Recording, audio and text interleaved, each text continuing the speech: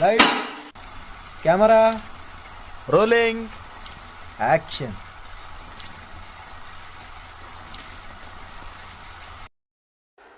हम लोग इस वीडियो में एनसीईआरटी चैप्टर 4 कार्बन एंड इस कंपाउंड के बारे में पढ़ेंगे। और मैंने इस चैप्टर का जो शॉर्ट नोट्स है वो मैंने बना लिया, जिससे हम लोग क्या होगा समझने में आसानी होगा। ठीक है, लेकिन हम लोग इस चैप्टर को स्टार्ट करने से पहले मेरे मन में एक यही सवाल है कि हम लोग जो है सिर्फ कार्बन के बारे में ही क्यों पूरा चैप्टर, मतलब कार्बन पे ही क्यों पूरा चैप्टर है। इसके अलावा जो है ना 117 एलिमेंट जो है और भी है इसके अलावा, ठीक है, डिस्कवर, जो हम लोग पीरियोडिक टेबल में देख सकते हैं। ठीक है, पीरियोडिक टेबल में हम लोग उनको ना पढ़ के सिर्फ कार्बन को पढ़ते हैं। जैसे कि हो गया हाइड्रोजन, हो गया हीलियम, हो गया लिथियम, हो गया ठीक है, फ्रांसियम हो गया। ठीक है, इन सब को ना पढ़ के, इन सब पे कोई चैप्टर नहीं है। ठीक है, इन सब पे कोई जो चैप्टर है वो नहीं है, लेकिन सिर्फ कार्बन पे जो है, जो पूरा पूरा जो चैप्टर है सिर्फ कार्बन पे है। यही मतलब सवाल, यही क्वेश्चन अराइज होना चाहिए कि यार कार्बन पे ही क्यों पूरा चैप्टर। तो इसका आंसर यही है कि जो कार्बन जो है वो करीब करीब जिसका जो कंपाउंड है ना वो 3 मिलियन के आसपास, अप्रोक्सीमेट 3 मिलियन के आसपास ये अपने कंपाउंड्स को बनाता है।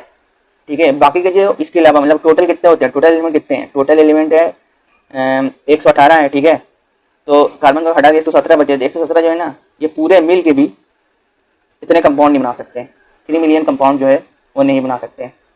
इसलिए हम लोग कार्बन के बारे में पढ़ते हैं एक अलग चैप्टर बना के। और इसमें एक जब हम लोग 11 12 में जाएंगे ना तो ऑर्गेनिक केमिस्ट्री, इसी का एक ब्रांच है केमिस्ट्री का, जो यहीं से स्टार्ट होती है, ऑर्गेनिक कंपाउंड से। ठीक है, जिसमें कार्बन आता है, मतलब मेनली हाइड्रोकार्बन, हाइड्रोजन और कार्बन। ठीक है, तो अब चलो हम लोग स्टार्ट करते हैं इसके बारे में पढ़ना कि यहाँ पे जो है इंट्रोडक्शन में क्या बता रहा है। इस इंट्रोडक्शन में जो है ये चैप्टर जो एनसीईआरटी वो यही बता रहा है कि जो कार्बन जो है किस किस में पाए जाते हैं।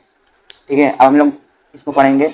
तो देखो हम लोग, मैंने लिख लिया है इसको, जो जो पॉइंट्स है इसमें, इंपॉर्टेंट जो पॉइंट्स है जो क्या पढ़ना है कि इस इंट्रोडक्शन वाली पार्ट में क्या लिखा है, एनसीईआरटी ने क्या बताना चाह रहा है वो मैंने लिख लिया है। तो देखो इसमें ये बता रहा है कि जो कार्बन है वो अर्थ के एटमॉस्फेयर में पाए जाते हैं। अर्थ के एटमॉस्फेयर मतलब अर्थ जो हवा है, हवा में, एयर में, वो कितने पाए जाते हैं 0.03% इन द फॉर्म ऑफ CO2। ठीक है, अर्थ क्रस्ट में मतलब जमीन के अंदर भी पाए जाते हैं। वो कितने पाए जाते हैं कार्बन, 0.02% कार्बन पाए जाते हैं। ठीक है, as mineral in the form of carbonates, hydrogen carbonates, coal and petroleum, जो मिनरल्स है मतलब जो अर्थ क्रस्ट में जो पाए जाते हैं। तो इसमें देखो यार कोल और पेट्रोलियम तो हम लोग जानते ही हैं, जो हम लोग इससे जो लोअर क्लासेस में पढ़ चुके हैं, तो इसको तो याद भी कर सकते हो कि जैसे मिनरल कोल और पेट्रोलियम पाए जाते हैं। और हवा में अर्थ के एटमॉस्फेयर में CO2 मतलब कार्बन डाइऑक्साइड, जिससे जो ज़्यादा बढ़ने से ग्लोबल वार्मिंग का कारण बन सकता है। ठीक है, और जो हम लोग के रोजमर्रा के जीवन में जो हम लोग यूज़ करते हैं, जैसे कि खाना हो गया, फूड हो गया, क्लोथ हो गया, ठीक है, और दवाइयाँ हो गया, किताबें हो गई, इन सब में क्या पाए जाते हैं, कार्बन पाए जाते हैं।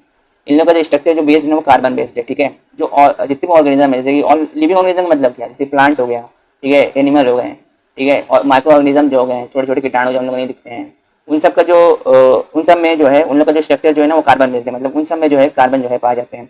अब पता है इसमें एनसीईआरटी में यहाँ पे एक सवाल दिया गया था कि do you know of any test to confirm this, मतलब कि ये पूछना चाह रहा है कि जितने भी ये जो हम लोग जो पढ़ रहे हैं, जितने भी ये कार्बन बेस्ड कंपाउंड है, ठीक है, क्या इनको कोई टेस्ट करने का कोई तरीका है, मतलब कि हम लोग पता कर सकते हैं जैसे कि ये पेज है, ठीक है, ये पेज क्या है, ये बुक्स के पेज है, इसमें क्या होंगे, इसमें भी कार्बन होंगे। ठीक है, तो आप पता कैसे करेंगे इसमें कार्बन है कि नहीं। ठीक है, तो उसका सिंपल तरीका है, एक कंबक्शन रिएक्शन होता है, इसमें लिखते हैं topic test for the presence of carbon. ठीक है, एक कंबक्शन रिएक्शन होता है, उसमें क्या होता है कि हम लोग इस पेज को क्या करेंगे, आग में जलाएंगे in the presence of oxygen, मतलब ऑक्सीजन के प्रेजेंस में ही आग लगेगी। हाँ, तो हम लोग क्या धुआं निकलेगा, सफेद सफेद धुआं निकलेगा, वो क्या है, वो CO2 है। ठीक है, उसमें डालेंगे, लाइम वाटर में डालेंगे। ठीक है, लाइम वाटर में, लाइम वाटर जो मिल्की वे में टर्न हो जाएगा, मतलब कि सुनहला कलर में, मतलब सफेद कलर में जो है टर्न हो जाएगा। इससे ये कंफर्म हो जाएगा कि इस पेज में जो हमने टेस्ट किया है इसमें कार्बन है। ठीक है, तो यही चीज़ इसमें लिखा है, तो कार्बन है और जल रहा है इन द प्रेजेंस ऑफ ऑक्सीजन, और सेकंड धुआं निकल रहा है CO2 को इसमें लाइम वाटर में डाला, लाइम वाटर क्या होगा, टर्न हो गया मिल्की। इससे समझ में आ गया कि इस चीज़ में कार्बन है। ठीक है, मतलब जिस जिसमें कार्बन है हम लोग उसको ऐसे ही टेस्ट करें, जैसे फूड हो गया, मेडिसिन हो गया, ठीक है, लिविंग ऑर्गेनिज्म हो गया, और कोल हो गया। कोल को जलाएंगे तो कोल में धुआं निकलता है। ठीक है, उससे हम लोग पता करते हैं कि धुएं को हम लोग डालेंगे लाइम वाटर में, ठीक है, वो मिल्की में टर्न हो जाएगा, समझ में आ जाएगा इसमें कार्बन है, और कार्बन होगा तभी मिल्की में टर्न होगा लाइम वाटर, नहीं तो नहीं होगा। ठीक है, तो इसी test for the presence carbon क्या बोलते हैं, कंबशन रिएक्शन बोलते हैं।